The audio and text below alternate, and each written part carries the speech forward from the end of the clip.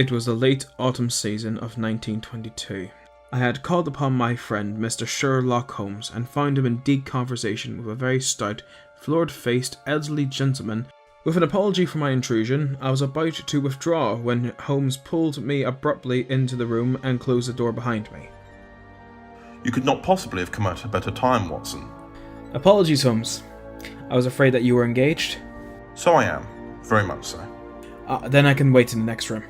Not at all. This gentleman, Mr. Wilson, has been my partner and helper in many of my most successful cases, and I have no doubt that he will be of the utmost use to me in yours also. Please take a seat. Oh, very well. I know, my dear Watson, that you share my love for all that is bizarre and outside of the conventions and humdrum routine of everyday life. You have shown your relish for it, and by your enthusiasm which has prompted you to the chronicle, and, if you will excuse my saying so, somewhat to embellish the so many of my own little adventures. Ah, well, your cases have indeed been of great interest in mine. Holmes was trying to introduce me without needing to introduce me properly. He had always had that social awkwardness about him. I glanced over at the man he sat with before my arrival. I did not gain very much, however. Our visitor bore every mark of being an average commonplace British tradesman, obese, pompous, and slow. He wore rather baggy grey shepherd's check trousers, a not-so-clean black frock coat unbuttoned in the front, and a drab waistcoat with a very heavy brassy Albert chain, and a square pierced bit of metal dangling down as an ornament. A frayed top hat and a faded brown overcoat with a wrinkled velvet collar laying upon a chair beside him. Although, altogether, there was nothing remarkable about the man save his blazing red hair and the expression of extreme chagrin and discontent upon his features. Hello there. My name is Dr. John Watson, and you are? Allow me to deduce for you, Watson. Very well. Beyond the obvious facts that he has at some time done manual labour, that he takes snuff, that he is a Freemason, that he has been to China, and that he has done a considerable amount of writing recently, I can deduce nothing else. I am still none the wiser to the man's name, Holmes. My name is Jabez Wilson. Now, Mr. Holmes, how in the name of good fortune did you know all of that? One of my many talents, Mr. Wilson. But how did you know that I did manual labour, for example? It's true as gospel, as I began as a ship's carpenter. Your hand, sir, your right hand is quite a size larger than your left. You have worked with it and the muscles are more developed. Well, the snuff, then. And the Freemasonry? Well, I won't insult your intelligence by telling you how I read that, especially as, rather against the strict rules of your order, you use an arc and compass breastpin. Ah, of course, I forgot that. But the writing? What else can be indicated by that right cuff so shiny for 5 inches, and the left one with a smooth patch near the elbow where you rest it upon the desk? But China? The fish that you have tattooed immediately above your right wrist could only have been done in China.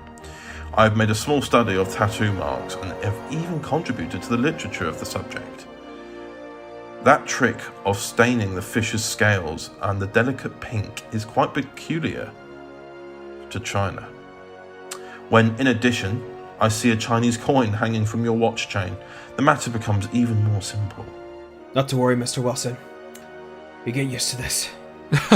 Well, I never. I thought at first you'd done something clever, but I see there was nothing in it after all. I begin to think, Watson, that I make a mistake in explaining. With my poor little reputation such as it is, will suffer shipwreck if I am so candid. Can you not find the advertisement, Mr. Wilson? Very well, I see. Here it is. This is what began it all. You just read it for yourself, sir. Read this for me, Watson. To the Red-Headed League, on account of the bequest of the late Ezekiah Hopkins of Lebanon, Pennsylvania, USA, there is now another vacancy open which entitles a member of the League to a salary of £4 a week for purely nominal services.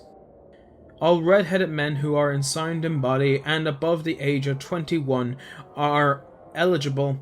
Apply in person on Monday at 11 o'clock at Duncan Ross, at the offices of the League, 7 Pope's Court, Fleet Street. What on earth does this mean? It's a little off the beaten track, isn't it?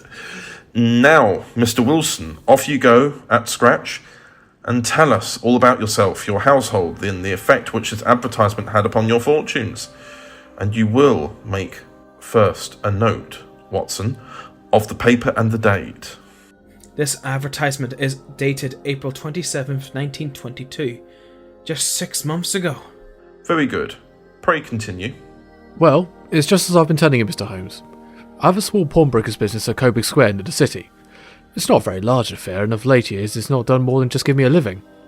I used to be able to keep 2 assistants, but now I can only keep 1, and I would have a job to pay him, but that he's willing to cover half wages so as to learn the business. And his name and age? His name is Vincent Spaudling.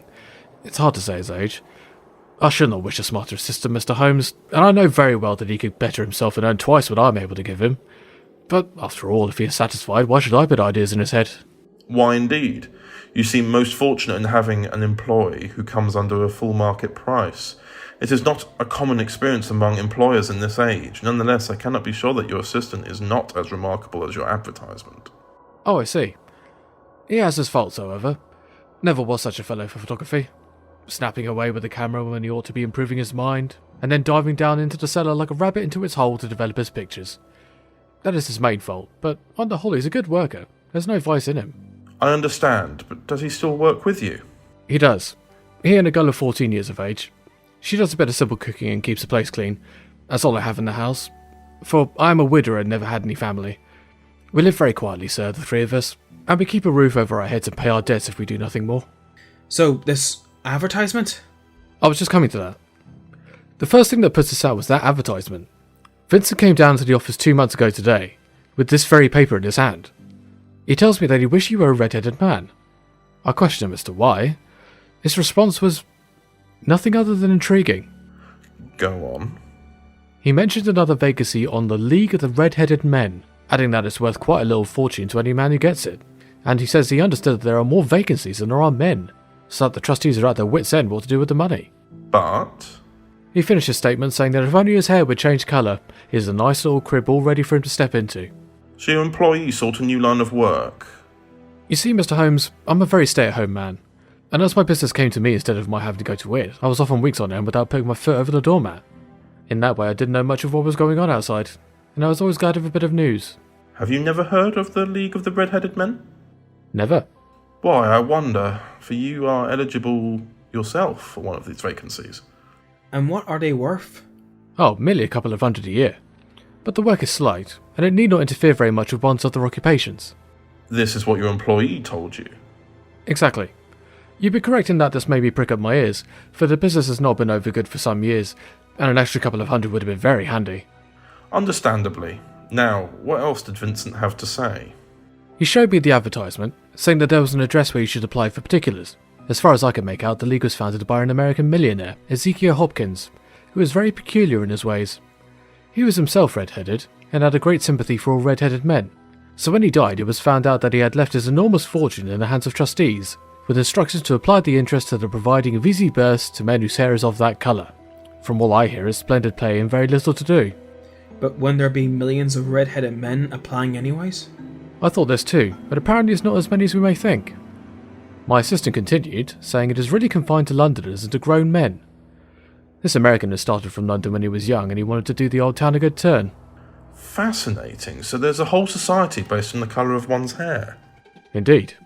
Vincent said that it didn't matter if your hair was light red or dark red. It had to be a real bright, blazing, fiery red. So what did you do?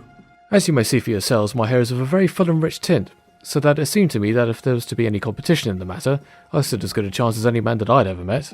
Vincent Spaudling seemed to know so much about it that I thought he might prove useful, so I just ordered him to put up the shutters for a day and to come right away with me. He was very willing to have a holiday, so we shut the business up and started off for the address that was given us in the advertisement. I imagine there were a few others who did the same. You'd be correct again, Mr. Holmes. I never hope to see such a sight as that again, Mr. Holmes. From north, south, east and west, every man who had a shade of red in his hair had tramped into the city to answer the advertisement. Fleet Street was choked with red-headed folk, and Pope's Court looked like a coster's orange barrow. I should not have thought that there were so many in the whole country as were brought together by that single advertisement. Every shade of colour they were. Lemon, orange, brick, Irish setter, liver, clay, but, as Spaudling said, there were not many who had the real vivid flame-coloured tint. Many were turned away as quickly as they'd arrived. But you were not? I did almost leave, having seen how many were waiting. I would have given up if it wasn't for Vincent, who would hear none of it. How he did it I could not imagine, but he pushed and pulled and butted until he got me through the crowd and right up to the steps which led to the office. There was a double stream upon the stair, some going up in hope and some coming back dejected, but we wedged in as well as we could and soon found ourselves in the office. I must say your experience has been most entertaining one. Pray continue with your very interesting statement. Well, this is where it gets very interesting. Go on. There was nothing in the office but a couple of wooden chairs and a deal table, behind which sat a small man with a head that was even redder than mine. He said a few words to each candidate as he came up, and then he always managed to find some fault in them which would disqualify them. Getting a vacancy did not seem to be such a very easy matter after all. However, when our time came up, the little man was much more favourable to me than to any of the others, and he closed the door as we entered so that he might have a private word with us. And what happened? My assistant introduced me, and the little man said I was perfect. He specifically said that I had every requirement, that he could not recall when he had seen anything so fine. He was in considerable shock as he looked as though he were about to faint. However, he merely stepped back and stared at my head. Please understand that I felt rather bashful during this examination. However, I jumped when he lunged at me and shook my hand, congratulating me warmly on my success. You got in? Yes. He said it would be injustice to hesitate, adding that I must excuse him for taking an obvious precaution. Naturally, when the details are in the richness of the colour of one's hair, the man must refuse people daily. That's something I noted also. He even seized my hair with both hands and pulled until I yelled out in pain, adding that he was checking if it was a wig. He then stepped over to the window and shouted through it at the top of his voice that the vacancy was filled. A groan of disappointment came up from below, and the folk all trooped away in different directions until there was not a red hair to be seen, except my own and that of the manager. And how much were you earning for the position? £4 a week. How was the work? He stated it would be purely nominal. I would have to be in the office or the building for the entire time. If I leave, then I forfeit the position for the rest of my life. No reapplications allowed. Intriguing. The work was very odd. It was to copy out the Encyclopedia Britannica. No excuses for sickness, business, or anything else. I must remain in the building. I was made to start the work the very next day. The man then introduced himself as Mr. Duncan Ross, one of the pensioners upon the fund left by his noble benefactor. I see, so this is an inheritance that is passed down. Exactly, Mr. Holmes. He was disappointed to hear that I was not a family man, but in exchange for the work, Mr. Ross said he would take care of my already existing business. Very generous. I thought so too. We ended our conversation happily and I left with Vincent. I was so pleased at my own good fortune. I can't help but notice, Mr. Wilson, that the terms of your agreement were that you were not to leave the office, and yet we find you sat with us at Baker Street. Quite. You see, after that encounter, I thought about it all day, and by evening I was in low spirits again, for I had quite persuaded myself that the whole affair must be some great hoax or fraud, though what its object might be I could not imagine. It seemed altogether past belief that anyone could make such a will, or that they would pay such a sum for doing anything so simple as copying out the Encyclopedia Britannica. Vincent Spaudling did what he could to cheer me up, but by bedtime I had reasoned myself out of the whole thing. However, in the morning I determined to have a look at it anyhow. So I bought a penny bottle of ink, and with a quill pen and 7 sheets of foolscap paper, I started off for Pope's Court. You did go through with it? I did. To my surprise and delight, everything was as right as possible. The table was set up ready for me, and Mr. Duncan Ross was there to see that I got fairly to work. He started me off upon the letter A, and then he left me, but he would drop in from time to time to see that all was right with me. At 2 o'clock he bade me good day, complimented me upon the amount that I had written, and locked the door of the office after me. You see, this went on day after day, Mr. Holmes, and on Saturday the manager came in and planked down 4 gold sovereigns for my week's work. It was the same next week, and the same the week after. Every morning I was there at 10, and every afternoon I left at 2. By degrees Mr. Duncan Ross took to come in only once of a morning, and then, after a time, he did not come in at all. Still, of course, I never dared to leave the room for an instant, for I was not sure when he might come, and the billet was such a good one, and suited me so well, that I would not risk the loss of it. Of course, Mr. Wilson. How long did this last for? Until this morning. Just this morning? Yes. I had written about abbots, and archery, and armour, and architecture, and Attica, and hoped with diligence that I might get onto the bees before very long. It cost me something in foolscap, and I had pretty nearly filled a shelf with my writings. And then, suddenly, the whole business came to an end. To an end? Did you break the agreement? Not at all. This is very sudden. I went to work as usual at 10 o'clock, but the door was shut and locked, with a little square of cardboard hammered onto the middle of the panel with a tack. Here it is, and you can read for yourself. The Red-Headed League has dissolved. October 9th, 1922. Take a look, Watson. Gladly. The story was lengthy, but hearing such a fascinating story, then being handed a single piece of paper that ended it, behind it a rueful face. Holmes and I suddenly found a comical side to this affair, and so we burst into roars of laughter. Mr. Wilson was not happy at all about this. I failed to see that there is anything very funny. If you can do nothing better than laugh at me, I can go elsewhere. No, apologies, Mr. Watson. I really wouldn't miss your case for the world, but it is most refreshingly unusual. But there is, if you will excuse my saying so, something just a little funny about it. What steps did you take when you found the card upon the door? Mr. Holmes, I was staggered. I did not know what to do. Then I called up the officers around, but none of them seemed to know anything about it. Finally, I went to the landlord, who was an accountant living on the ground floor, and I asked him if he could tell me what had become of the Red-Headed League. He said he'd never heard of any such body. Then I asked him who Mr. Duncan Ross was. He answered that the name was new to him. And what was said specifically? I told them it was the gentleman at number 4, but I was told that the red-headed man was in fact called William Morris. He was a solicitor and was using my room as a temporary convenience until his new premises were ready. He moved out yesterday. I was able to get his new address, however, I wanted to stop by here first. To get our professional opinion? And to accompany me to his new offices, for I fear what will happen. Why so? This is a secret society, Dr. Watson. I fear as to what I would find there.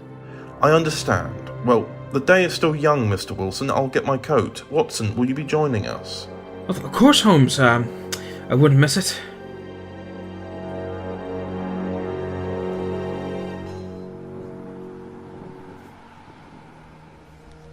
"17 King Edward Street. Near St. Paul's Cathedral, no less. A very nice spot.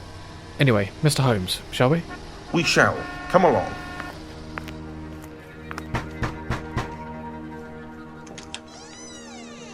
Hello?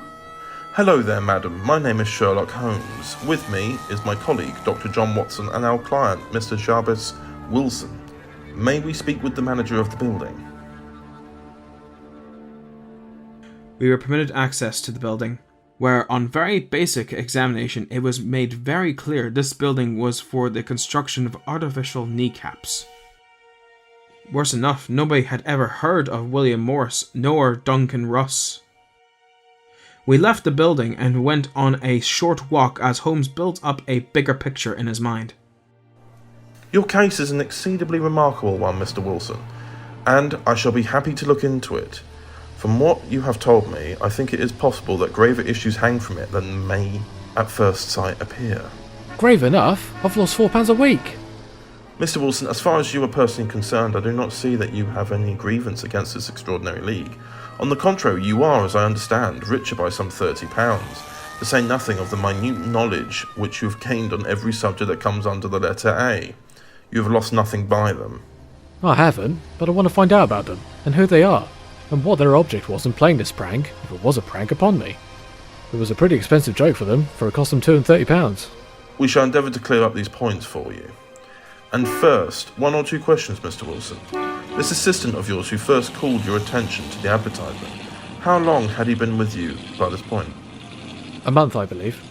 And he is still your assistant? Yes, sir. And how did he come? In answer to an advertisement. Was he the only applicant? No, I had a dozen. So why him? Because he was handy and would come cheap. At half wages, in fact. Yes. What is he like then, this Vincent Spaudling?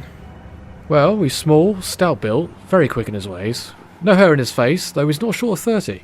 Has a white splash of acid upon his forehead. I thought as much. How could you know that? You never met him. Tell me, have you ever observed that his ears are pierced for earrings? Yes, sir. He told me that a gypsy had done it for him when he was a lad. Interesting. And he has been attending your business in your absence. How has he been? Yes, he has. And there is nothing to complain of, sir. That will do, Mr. Wilson, and I shall be happy to give you an opinion upon the subject in the course of a day or two.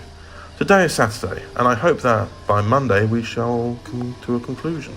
Thank you, Mr. Holmes. What will you do now, Mr. Wilson? I'll go home to Saxe-Coburg Square. I will see if my assistant can help me in any way. Please leave this to us, Mr. Wilson. I do not wish to lose such a place without a struggle, Mr. Holmes. I understand, but please be patient, sir. Good day.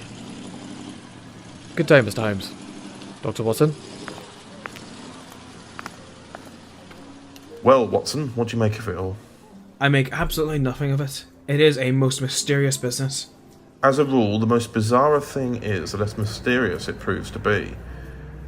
It is your commonplace, featureless crimes which are really puzzling, but just as commonplace face is the most difficult to identify. But I must be prompt over this matter. What are you going to do then? To smoke and follow Mr. Wilson. Smoke? Ah, yes, Watson. It is a 3-pipe problem, and I beg that you won't speak to me for 50 minutes while we walk. As we walked, keeping Mr. Wilson in eyesight at all times, Holmes looked as if he were drifting in and out of a trance. Suddenly, Holmes stopped and closed his eyes.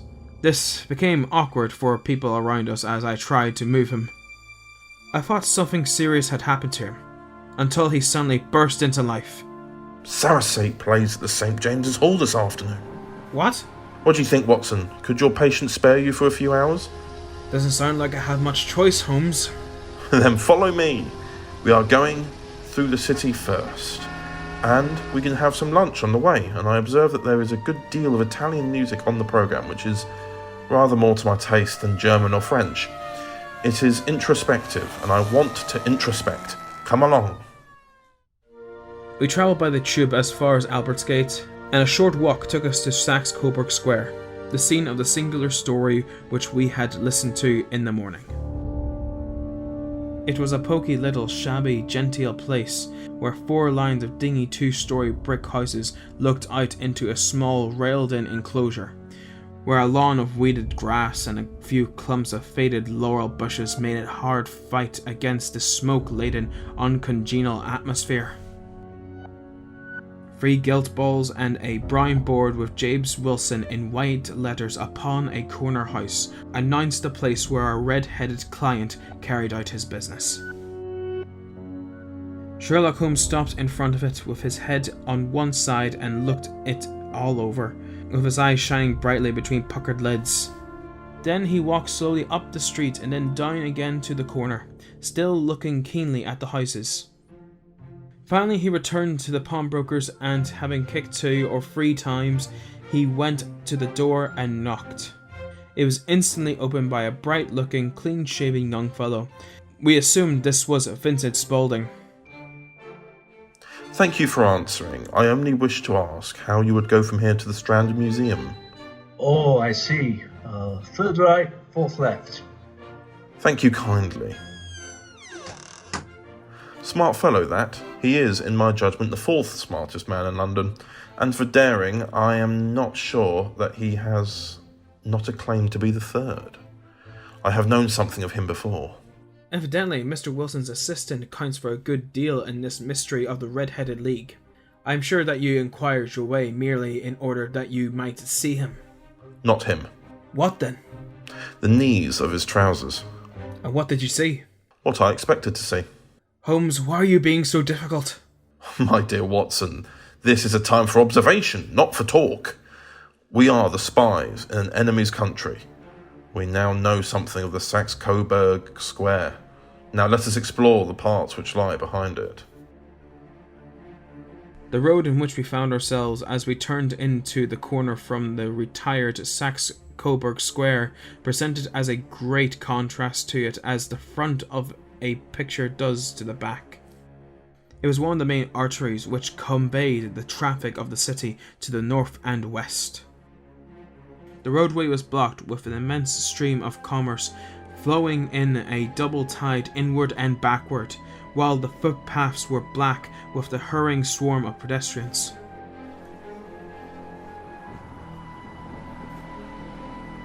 I should like to just remember the order of the houses here.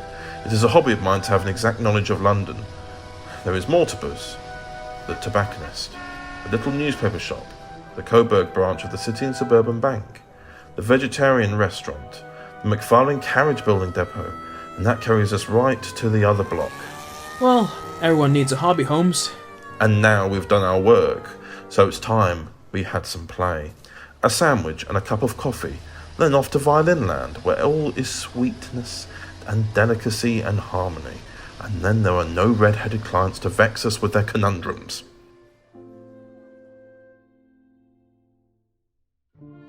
My friend was an enthusiastic musician, being himself not only a very capable performer, but a composer of no ordinary merit. All the afternoon he sat in the stalls wrapped in the most perfect happiness, gently waving his long thin fingers in time to the music, while his gently smiling face and his languid dreamy eyes were as unlike the Holmes of the sleuth hound, Holmes the relentless, keen-witted, ready-handed criminal agent. In his singular character, the dual nature alternately asserted itself, and his extreme exactness and astuteness represented, as I have often thought, the reaction against the poetic and complicative mood which occasionally predominated in him. The swing of his nature took him from extreme languor to devouring energy, and, as I knew well, he was never truly formidable as when, for days on end, he had been lounging in his armchair amid his improvisations and his black lighter additions. Then it was that the lust of the chase would suddenly come upon him, and that his brilliant reasoning power would rise to the level of intuition, until those who were unacquainted with his methods would look askance at him, as on a man whose knowledge was not that of other mortals. When I saw him that afternoon so enwrapped in the music at St. James's Hall, I felt that an evil time might be coming upon those whom he had set himself to hunt down. You want to go home, no doubt, Watson? Quite right. And I have some business to do which will take some hours. This business at Coburg Square is serious. Why serious? A considerable crime is in contemplation, and I've every reason to believe that we shall be in time to stop it. But today being Saturday rather complicates matters. I shall want your help tonight. At what time? 10 will be early enough. Very well. I'll be at Baker Street for then. Many thanks, my friend. I must tell you, there may be some little danger, so kindly put your army revolver in your pocket. As quickly as he'd finished his sentence, he turned on his heel and disappeared in an instant amongst the crowd. I trust I am not more dense than my neighbours, but I was always oppressed with a sense of my own stupidity in my dealings with Sherlock Holmes. Here I had heard what he had heard. I had seen what he had seen, and yet from his words, it was evident that he saw clearly not only what had happened, but what was about to happen, while to me the whole business was still confused and grotesque.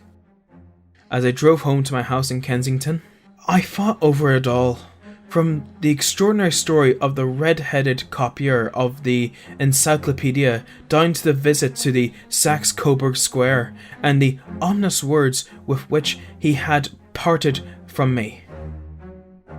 What was this nocturnal expedition? And why should I go armed? Where were we going? And what were we to do? I had a hint from Holmes that this smooth-faced pawnbroker's assistant was a formidable man, a man who might play a deep game. I tried to puzzle it out, but gave it up in despair, and set the matter aside until night should bring an explanation.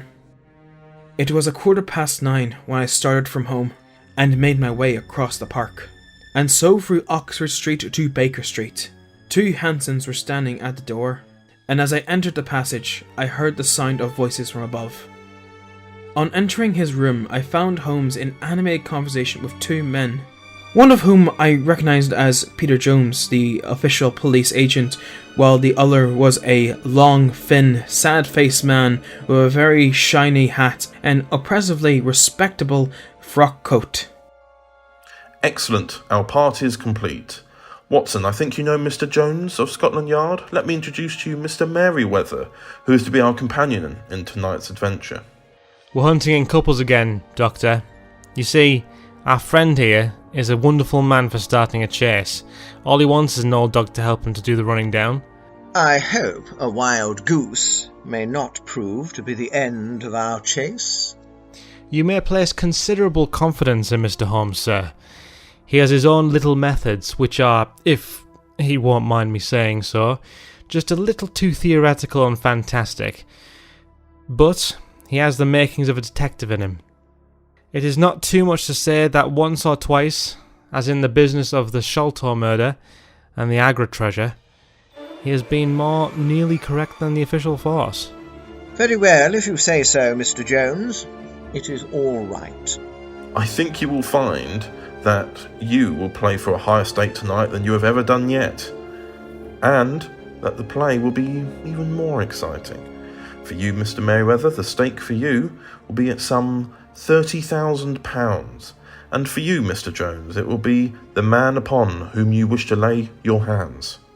John Clare, the murderer, thief, smasher, and forger. He's a remarkable man, is young John Clare. His grandfather was a royal duke, and he himself has been to Eton and Oxford. His brain is as cunning as his fingers, and though we meet signs of him at every turn, we never know where to find the man himself. He'll crack a crib in Scotland one week, and be raising money to build an orphanage in Cornwall the next. I've been on his track for years, and I've never set eyes on him yet.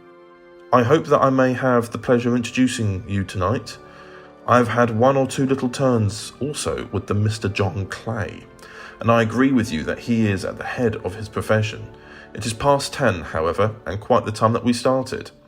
If you two will take the first hansom, Watson and I will follow into the second. Sherlock Holmes was not very communicative during the long drive, and lay back in the cab humming the tunes which he had heard in the afternoon. We rattled through the endless labyrinth of gaslit streets until we emerged into Farrington Street. We are closer there now. This fellow Merryweather is a bank director and is personally interested in the matter. I thought it as well to have Jones with us also, and he is not a bad fellow, though an absolute imbecile in his profession. He has one positive virtue. He is as brave as a bulldog and as tenacious as a lobster if he gets his claws upon anyone. And here we are, and they are waiting for us. We had reached the same crowded thoroughfare in which we had found ourselves in the morning. Our cabs were dismissed, and following the guidance of Mr. Merryweather, we passed down through a narrow passage through a side door, which he opened for us. Within there was a small corridor, which ended in a very massive iron gate. This was also opened and led down a flight of winding down stone steps, which terminated to another formidable gate. Mr. Merryweather stopped to light a lantern, and then conducted us down a dark, earth-smelling passage, and so, after opening a third door, into a huge vault or cellar, which was piled all around with crates and massive boxes. You are not very vulnerable from above. Nor from below. Why, dear me, it sounds quite hollow. I must really ask you to be a little more quiet. You have already imperiled the whole success of the expedition. Might I beg that you would have the goodness to sit down upon one of those boxes and not to interfere? Sorry. Just be prepared, Mr. Merryweather. Do not take anything my friend says to heart. Of course. Holmes, care to tell us what you're doing with that magnifying glass? We have at least 1 hour before them, or they can hardly take any steps until the good pawnbroker is safely in bed. Then they will not lose a minute, for the sooner they do their work, the longer time they will have for their escape.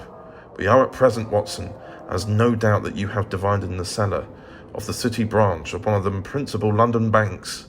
Mr. Merryweather is the chairman of directors, and he will explain to you that there are reasons why the more daring criminals of London should take a considerable interest in the cellar at present. It is our French gold. We have had several warnings that an attempt might be made upon it. Your French gold? Yes. We had occasion some months ago to strengthen our resources and borrowed for that purpose 30,000 Napoleons from the Bank of France. It has become known that we have never had occasion to unpack the money, and that it is still lying in our cellar. The crate upon which I sit contains 2,000 Napoleons packed between layers of lead foil. Our reserve of bullion is much larger at present than is usually kept in a single branch office, and the directors have had misgivings upon the subject. Which were very well justified. And now it is time that we arranged our little plans. I expect that within the hour matters will come to a head. In the meantime, Mr. Merryweather must put a screen over that dark lantern. And sit in the dark? I'm afraid so. But I see that the enemy's preparations have gone so far that we cannot risk the presence of light. And first of all, we must choose our positions. These are daring men, and though we shall take them at a disadvantage, they may also do us some harm unless we are careful. I shall stand behind this crate, and you all shall conceal yourselves behind these. Then, when I flash a light upon them, close in swiftly. If they fire, Watson, have no compunction about shooting them down. I placed my revolver cocked upon the top of the wooden cases behind which I crouched. Holmes shot the slide across the front of his lantern and left us in pitch darkness. Such an absolute darkness I have never before experienced. The smell of hot metal remained to assure us that the light was still there, ready to flash out at a moment's notice. To me, with my nerves worked up to a pitch of expectancy, there was something depressing and subduing in the sudden gloom and cold, dark air of the vault. They have but one retreat. That is back through the house into Saxe-Coburg Square. I hope you've done what I asked of you, Jones. I have an inspector and 2 officers waiting at the front door. Then we have stopped all holes, and now we must be silent and wait. After comparing my notes, it was but an hour and a quarter. Yet it appeared to me that the night must have almost gone, and the dawn be breaking above us. Suddenly, my eyes caught the glint of a light. At first, it was but a lurid spark upon the stone pavement. Then it lengthened out until it became a yellow line. And then, without any warning or sound, a gash seemed to open and a hand appeared, which felt about in the centre of the little area of the light. Its disappearance, however, was but momentary. With a rending, tearing sound, one of the white stones turned over upon its side, and left a square, gaping hole through which streamed the light of a lantern. Over the edge there peeped a clean-cut, boyish face, which looked keenly about it, and then, with a hand on either side of the aperture, drew itself shoulder-high and waist-high, until one knee rested upon the edge. In another instant, he stood at the side of the hole, and was hauling after him a companion, lithe and small like himself, with a pale face and a shock of very red hair. It's all clear. Have you got the chisel and the bags? Stop right there! Jump, Archie, jump! I'll swing for it. Arrgh! His accomplice has fled down the hole. It is no use, John Clay. You have no chance at all. So I see. I fancy that my pal is all right. There are those 3 men waiting for him at the door. Oh, indeed. You seem to have done the thing very completely. I must compliment you. And I to you. Your red-headed idea was very new and effective. You'll see your pal again presently. He's quicker at climbing down holes than I am, but he has no way out. I beg that you will not touch me with your filthy hands. You may not be aware that I have royal blood in my veins.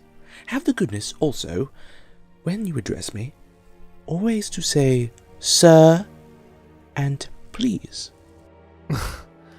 Alright, well, would you please, sir, march upstairs where we can get a cab to carry your highness to the police station? That is better. What an irregular individual. Quite, Watson.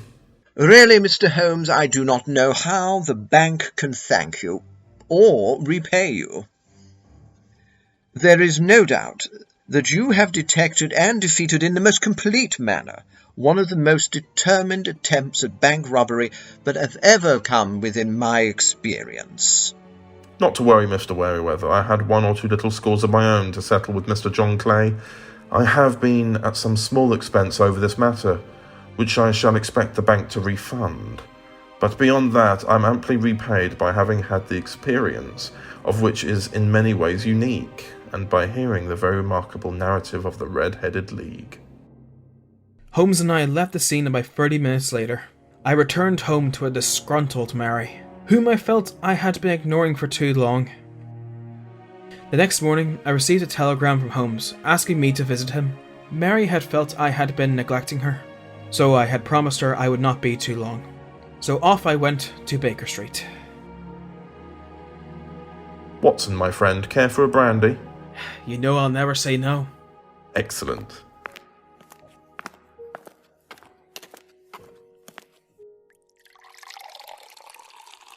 I thought Mrs. Hudson would usually be doing this. Not today, Watson, for I fear I must tell you how I solved the case. Yes, you must. Last night was quite tiresome. Though, I must warn you, I cannot stay for long. Mary's beginning to realise I spend more time with you than with her. Of course. Please sit. Here is your brandy. Thank you, Sherlock. So, the case. You see, Watson, it was perfectly obvious from the first that the only possible object of this rather fantastic business of the advertisement of the League and the copying of the encyclopedia must be to get this not overbright pawnbroker out of the way for a number of hours every day.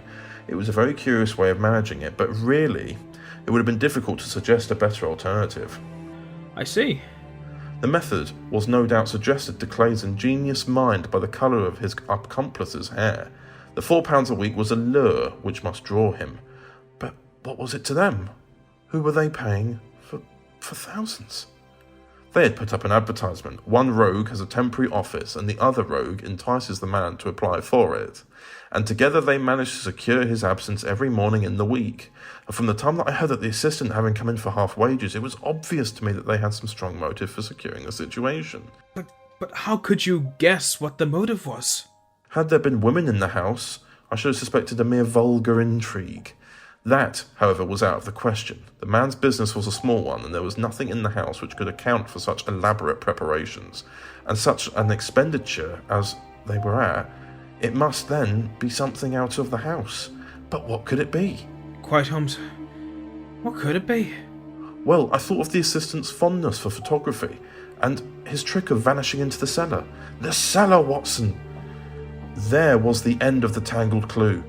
Then I made inquiries as to this mysterious assistant and found that I had to deal with one of the coolest and most daring criminals in London. He was doing something in the cellar, something that took many hours a day or months on end. What could it be? Once more, I could think of nothing save that he was running a tunnel to some other building. How could you know where the tunnel was headed? When we arrived outside the pawnbroker's, I tapped my foot on the cobbles while we waited. Yes, rather impatiently. Indeed, that allowed me to determine which direction the tunnel was headed in.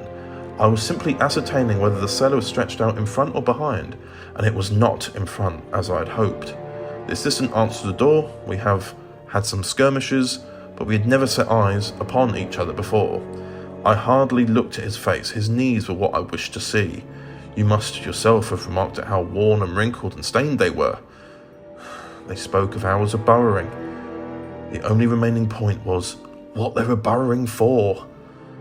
I walked around the corner and saw the City and Suburban Bank abutted on our friend's premises, and felt that I had solved my problem. When you drove home after the concert, I called upon Scotland Yard and upon the chairman of the bank directors, with the result that you have seen. And how could you tell they were going to make their attempt tonight? Oh, Watson, really? Oh, just tell me.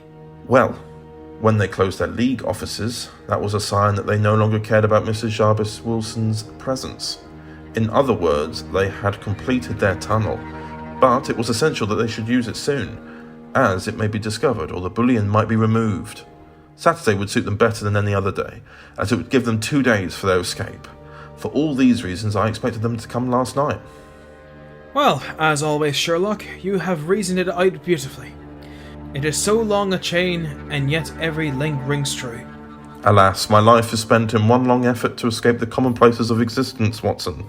These little problems help me to do so. And you are a benefactor of the race? Thank you kindly, my friend. I think more and more each day I am able to distance myself from my past. We are stronger together, aren't we, Watson? Of course, Sherlock. We make quite a team.